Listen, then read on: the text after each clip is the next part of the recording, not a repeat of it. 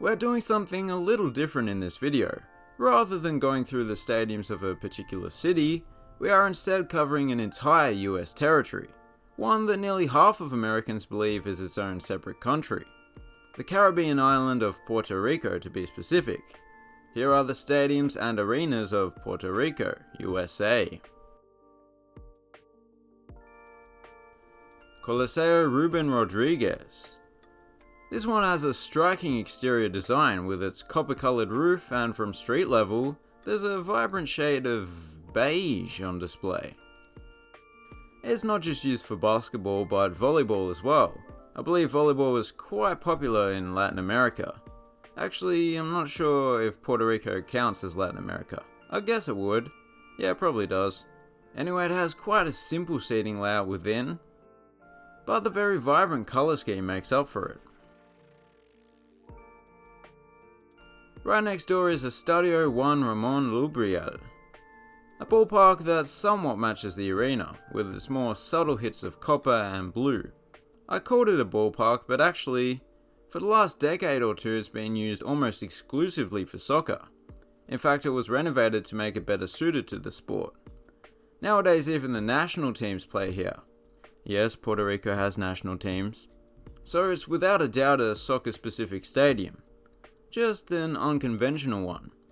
Stay tuned for some even more unusual stadiums. Parque Ildefonso Sola Morales. This is a stadium that was, up until a few years ago, condemned to an appointment with a wrecking ball and/or dynamite. But since then, plans have been drawn up to redevelop the stadium into a modern venue. That redevelopment is still ongoing, and will be completed when it has been completed. I look forward to it. Estadio Roberto Clemente Walker.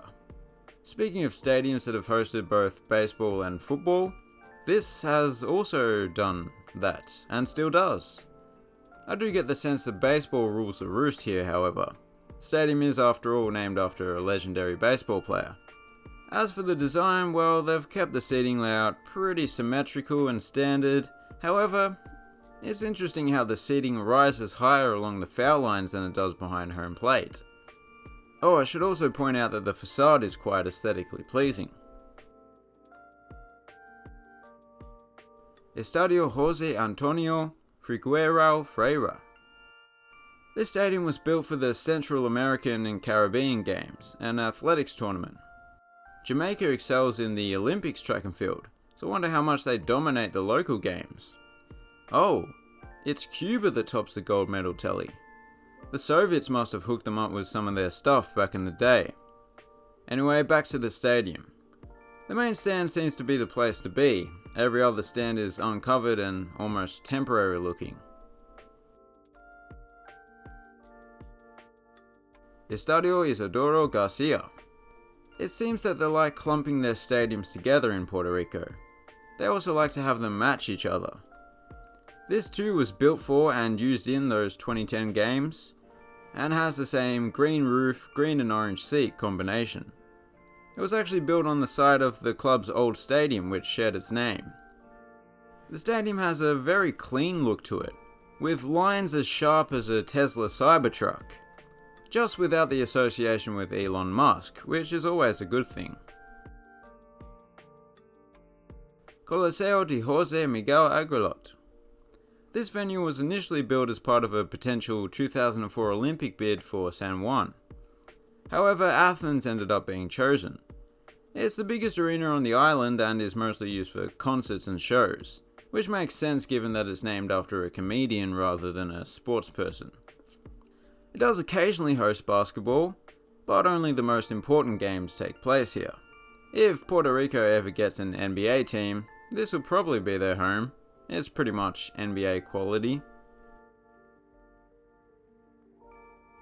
Estadio Hiram Biton. I'm liking that they name their stadiums after sporting legends rather than corporations. Hiram Biton was the first Puerto Rican who played in the majors.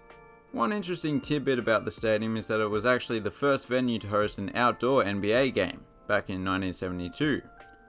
I guess there wasn't an indoor arena big enough on the island back then. Another little tidbit is that it was actually considered to be the new home of the Montreal Expos. It would have obviously had to be expanded prior to their arrival, but they moved to Washington DC and became the Nationals.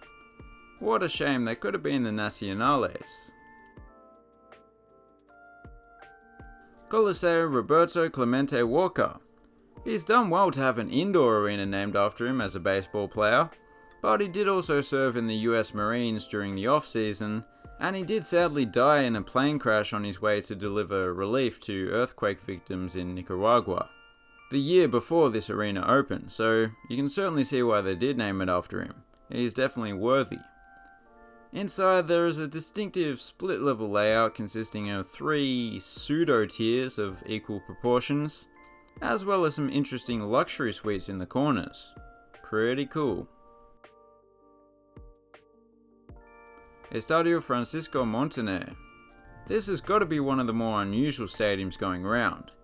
Not content with killing 2 birds with one stone, they are killing 3, as it's not only used for baseball and soccer, but it's also the premier track and field venue in the city, as you could probably tell by looking at it. This too was used for outdoor basketball back in the day, so I guess just like these strange multi-sport stadiums, professional outdoor basketball was just a normal thing for Puerto Ricans back in the day. Auditorio Juan Pachin Vicens. Usually arenas aren't quite as interesting as stadiums, but I think this is one of the more distinctive designs we've seen so far. Come to think of it, it's kind of surprising that it's over 50 years old. It's looking quite modern inside and out.